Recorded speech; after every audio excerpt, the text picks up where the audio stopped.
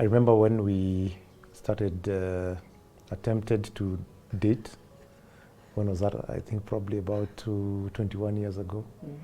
I met you through a friend that you had wanted me to meet, to date actually. And we actually met and we dated, and then it didn't work out.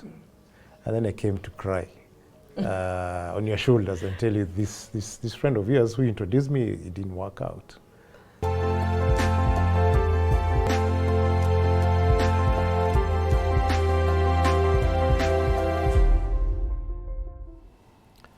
What kind of an environment are your children growing up in?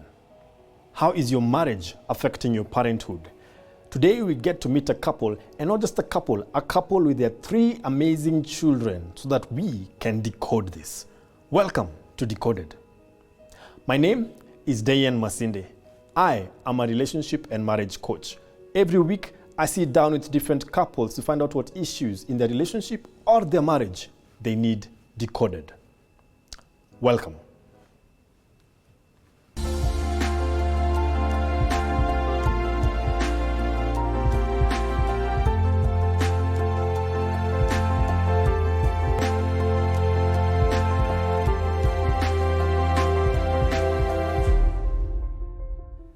My name is Wanjiko Kanyotu, married to Kevin Kanyotu for 15 years. And my name is Kevin, as you've heard, Kanyotu, married to this lovely lady for the last 15 years, and I've known her for the half of my life, maybe 21 years. How did you two meet? So we met in church. We went to the same church. So we'd meet over the holidays and hang out, not too much. But later, we both got involved in a ministry of the Navigators, where we'd meet every Sunday afternoon for a whole year. He had been there for a year before, so he was back on facilitating. That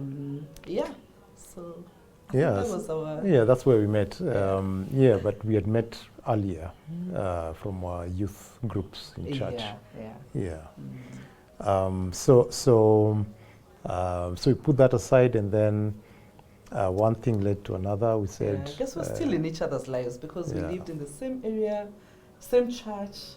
I mean, after church, we'd go to the Navigators together. Yeah. So I think, spending time together and mega rider, bus rides home. We were where? All Saints Cathedral? Yes. Where we were part of a play that we were part of a play. Yeah, a friend of us put together, and then we were having roles in it, and then every practice, after every practice evening, we were going home. We'd go home together. So we'd go home, my and then place was, I would have to drop before, so he would drop with me and walk with me all the way, halfway. Actually, there's a place called Greenland. Our standard spot would be there. It was really halfway to our place. To go to our house, you had to walk half an hour from the bus stop. So we would spend the walk together. He would drop me at Greenland, which was exactly halfway. Then he'd go back and, catch his bus home. It was in those walks, that we became close, and then one thing led to another. I asked you out probably after like 6 months or so. Yeah, and then you accepted, and we were what they call a couple. Boyfriend, girlfriend. It's interesting when I think about those days. Everyone around us knew we should date, really, other than us. So when I went home and I told my brothers that, he's asked me out, I said, what were you guys waiting for? All of us knew you guys should have done it before. So anyway, here we are. Yeah, we are. Yeah, that's how we met. That's how we met. 15 years later. What happened after that? How did he propose, and how young were you when you got married? How did he propose? He proposed actually, let me say that by the time he proposed, we had already decided we were going to get married. So the proposal was just an affirmation. Yeah. And of course, getting a ring assurance. To just say that you're mine, you're now taken.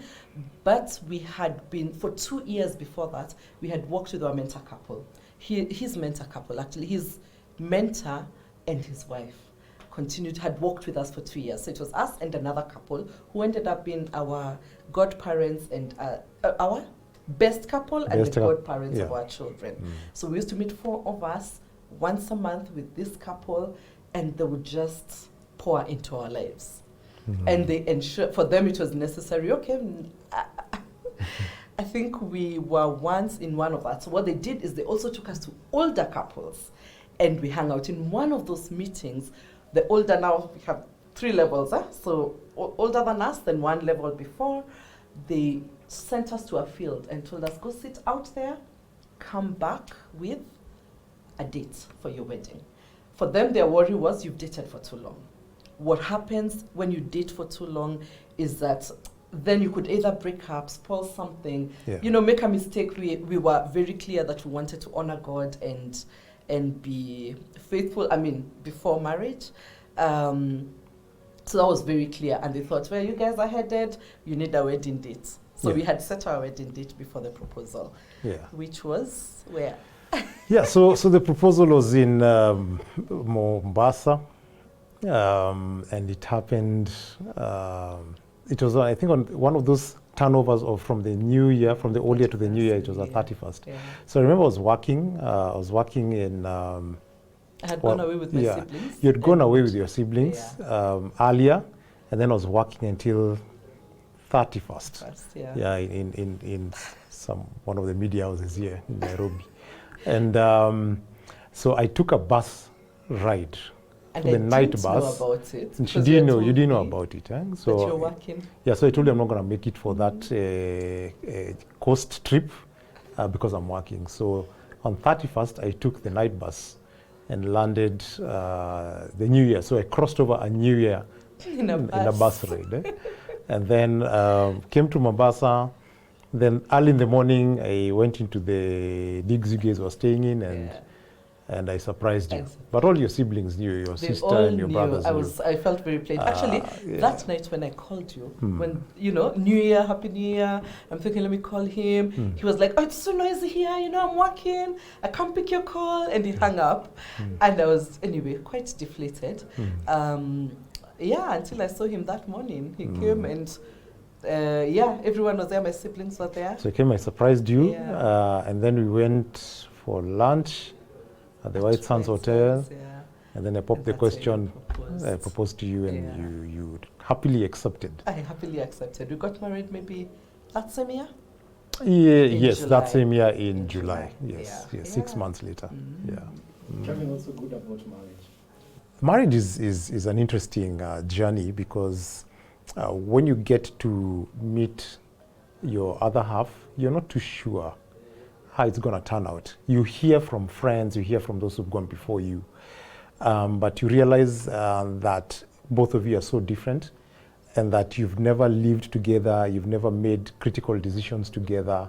So it's like 2 different people with different backgrounds, meeting in one space, living in one space, learning from their differences, accepting each other's differences, fighting together and making up together. So there's a lot of stuff that you're required in your marriage to adapt so quickly that makes it a very exciting journey. It makes it a very adventurous journey. So we've had challenges. We've disagreed. Or many times. It's constant. But we've grown as we have gone through those challenges.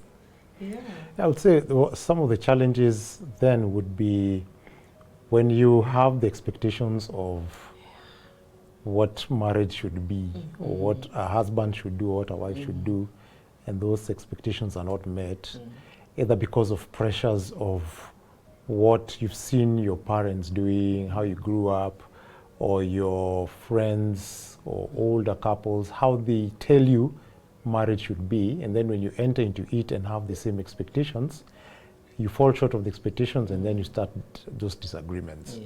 So I think part of the challenge is accepting that your marriage is as unique and very different from the other marriages that are modeled out there.